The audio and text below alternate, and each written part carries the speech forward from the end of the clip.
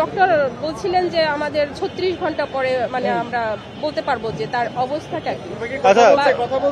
But ওর হ্যাঁ জ্ঞান ফিরছে তাকায়, বাট ওর যে শারীরিক কন্ডিশন মানে সেটা ওর আগে প্রথমে বলছিল তারা 36 ঘন্টা, তারপরে এখন তারা মানে আমার মিডিয়ার সামনে আসা এই জন্যই যে এখন তারা বলতেছে যে 72 ঘন্টা পর ছাড়া আমরা বলতে পারতেছি না, তার মানে ও এখনো শঙ্কামুক্ত না।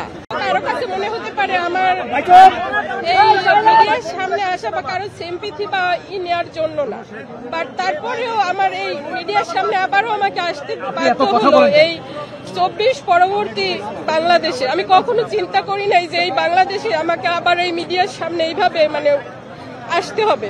আমি খুবই আড়ালে থাকতে পছন্দ করি, আমি আমার মতো করি। হয়তো আমার হাজবেন্ড রাজনীতি করে বা দেশের জন্য কথা বলে, সে তার মতো, বাট আমার লাইফটা সম্পূর্ণই আলাদা।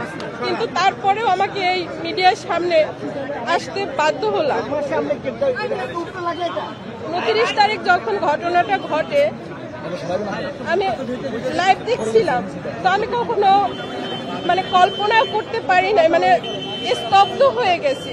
বলার মানে আমার এটা বর্ণনা করার মতো আমি ভাষা খুঁজে পাচ্ছি না যে এই বাংলাদেশে মানে আমি আমার মানে আমার ভাষায় আমি প্রকাশ করতে পারতেছি না যে এই বাংলাদেশে নূরের উপরে এই ধরনের গত 8 বছরে ফ্যাসিস্ট আমলেও এতটা নৃশংসভাবে ন্যাক্কারজনক হামলা ওর উপরে হয় নাই। ডাকসুতে ওর উপরে অবশ্যই হয়েছে, সেটাও কম না, বাট সেটা ছিল আওয়ামী ফ্যাসিস্ট, ছাত্রলীগ, যুবলীগ মানে আওয়ামী লীগের আমলে।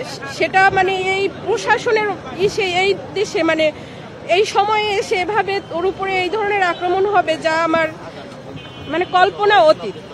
যখন আমি আসি ওর অবস্থা সেজন্যই মানে ওর অবস্থাটার জন্যই আমার আবার আসা। আমি কখনো আসতে চাই নাই যে আমাকে আবার এই মিডিয়ার সামনে আসতে হবে, বাট ওর শারীরিক কন্ডিশনটা মানে এখন এমন অবস্থায় এসে দাঁড়িয়েছে।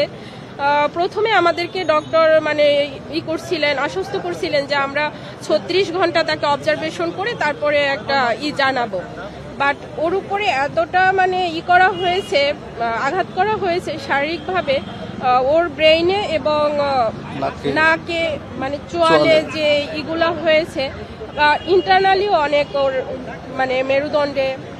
আর মানে ওরা বলছিল যে ডক্টর বলছিলেন যে আমাদের 36 ঘন্টা পরে মানে আমরা বলতে পারবো যে তার অবস্থাটা কি। বাট ওর হ্যাঁ জ্ঞান ফিরছে তাকায়, বাট ওর যে শারীরিক কন্ডিশন মানে সেটা ওর আগে প্রথমে বলছিল তারা 36 ঘন্টা, তারপরে এখন তারা মানে আমার মিডিয়ার সামনে আসা এই জন্যই যে এখন তারা বলতেছে যে 72 ঘন্টা পর ছাড়া আমরা বলতে পারতেছি না, তার মানে ও এখনো শঙ্কামুক্ত না, মানে ওর শারীরিক কন্ডিশন এখনো স্টেবল না।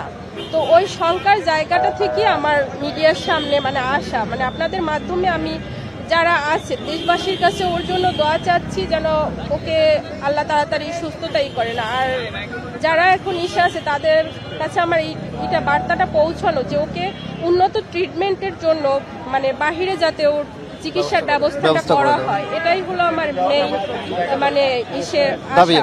কারণ ওর গত যে 18 বছর সেই 2018 থেকে 24 পর্যন্ত ওর উপরে যে পর্যায়ক্রমে যে হামলাগুলো হয়েছিল তখন তো ফ্যাসিস্ট আমল ছিল, ওর ট্রিটমেন্টটাও আমরা ভালোভাবে নিতে পারি না। সেটা আপনারা গণমাধ্যম কর্মী যারা আছেন আপনারা ভালোভাবেই সেটা জানেন। হসপিটালে পালিয়ে থেকে ওর ট্রিটমেন্টটা নেওয়া হয়েছিল, যার কারণে ওর ট্রিটমেন্ট ওই সময় শুধু হায়ার অ্যান্টিবায়োটিক দিয়ে ওর মোটামুটি একটা যে বলে পুরোপুরি ট্রিটমেন্টটা হয় না।